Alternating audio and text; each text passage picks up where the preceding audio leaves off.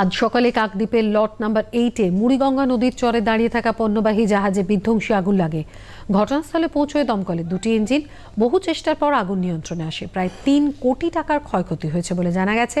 মেরামতির জন্য জাহাজটিতে gas cylinder ও জ্বালানি ছিল। মেরামতির সময় আগুনের ফুলকি থেকে এই অগ্নিকাণ্ড বলে প্রাথমিক অনুমান। মোটামুটি 1 ঘন্টা অ্যাপ্রক্সিমেট 1 ঘন্টা 25 মিনিট থেকে 30 মিনিটের আগুনটার আমরা কম নিয়ন্ত্রণে নিয়ে এসেছি আর কি। আগুন পুরোপুরি অ্যাকচুয়ালি যেটা প্রাথমিকভাবে জাহাজের ইয়েদের সঙ্গে কথা বলে যেটা লেগেছে, ইলেকট্রিক্যাল শর্ট সার্কিট থেকে আগুনটা মূলত লেগেছে আর কি। ক্ষয়ক্ষতির পরিমাণ এই মুহূর্তে হলফ করে কিছু বলা যাচ্ছে না। অ্যাসেস করলে বোঝা যাবে যে কত ক্ষয়ক্ষতি হয়েছে। কোনো রকম লাইফ লস? না, এই মুহূর্তে কোনো লাইফ লস নেই।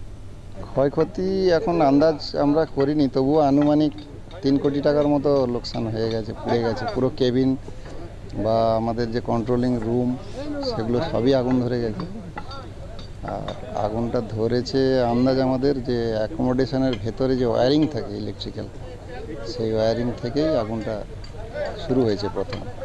তারপরে তো দমকলে খবর দেওয়া হয়েছে, দমকল এসেছে মিনিট 15-এর মধ্যে। তারপরে আগুনটা নেভানো গেছে। এখন নিয়ন্ত্রণে আগুন? হ্যাঁ, পুরোপুরি এখন আগুন নিভে গেছে।